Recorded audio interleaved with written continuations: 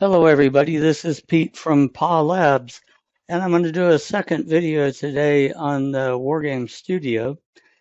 In addition to all of the work that I've done on the configuration, the point and click configuration of the AI, uh, I've also been doing quite a bit of work on the game player.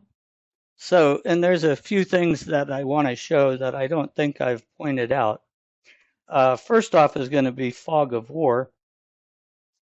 What I'm going to do is bring the game up, and I'm going to be Germany with the Fog of War set.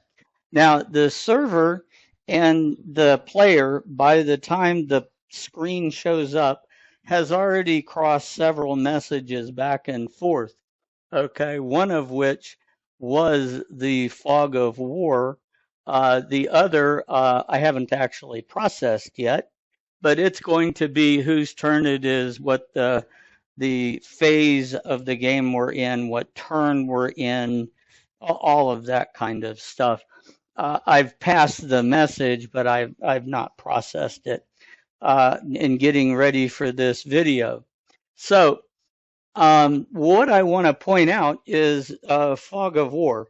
So for those units that are adjacent to a German unit, I know what units they are. I can physically see them, okay?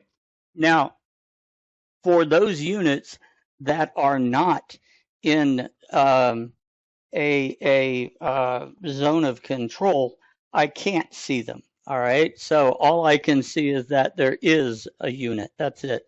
So I've modified I had them, if you've gone through the code, for those of you who have gone through the code, I had a folder of unit backs, and I modified those to be cubes like this in the color of the appropriate player.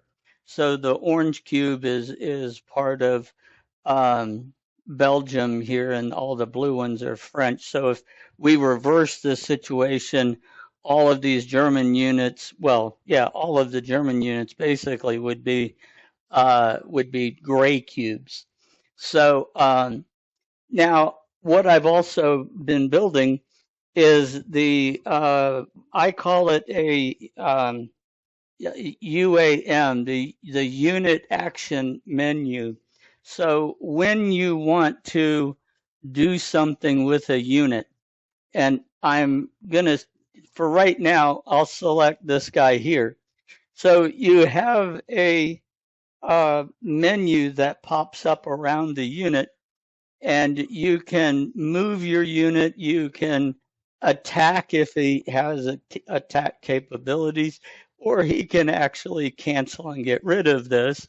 You can select which unit you want to play with, or you can, if there's just one, there's just one. So the infos I have built, but I haven't done anything with them yet. So we'll hit cancel as one option. If you move the cursor off the UAM, then it also goes away. So this is the unit I want to point out is you have two. Whoops, sorry. You have two units here. So we can select both units and then click this and move them, or let's go ahead and unclick because I want to do it this way.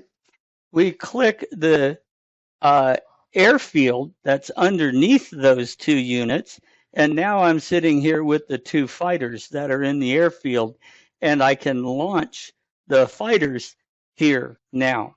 So if we launch the fighters, then the next thing that'll happen is the UAM goes away, and you'll get the shading for where those units can go. So that's what has been being built by me. So like these are both artillery pieces, and you have um, the what is that called? The little pop-up message there. Uh, you have those set to the unit in question. So if I change units, it's now a fighter. So you don't necessarily have to see the unit. Sometimes that's a little bit more difficult than you can imagine. So you can come over and just hover for a minute and see that, okay, we got armor here. Um, let's see.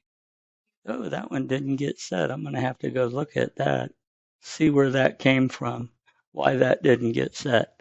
Okay, so you can then select which unit. Top unit is the top unit, bottom unit is the bottom unit. So you can then identify those. Now, I'm going to give you a different but similar menu for a pop-up around enemy units that you can see. So you can evaluate that, hey, underneath this infantry, is it an artillery? Is it armor? Is it another infantry? What is it that I'm going to go up against? And so you'll be able to see those sorts of things, but obviously you can't act upon the unit without engaging in combat or something to that effect. I'm not going to give you the ability to change anything of theirs. Um, so that's what I've been working on. I have this being shown before I reposition it. I can see I need to reposition it and then show it because I don't like that flicker on the beginning of that. But I wanted to show how this works and how it's coming along. And I think we're making pretty good progress here. So I want to say thanks for watching.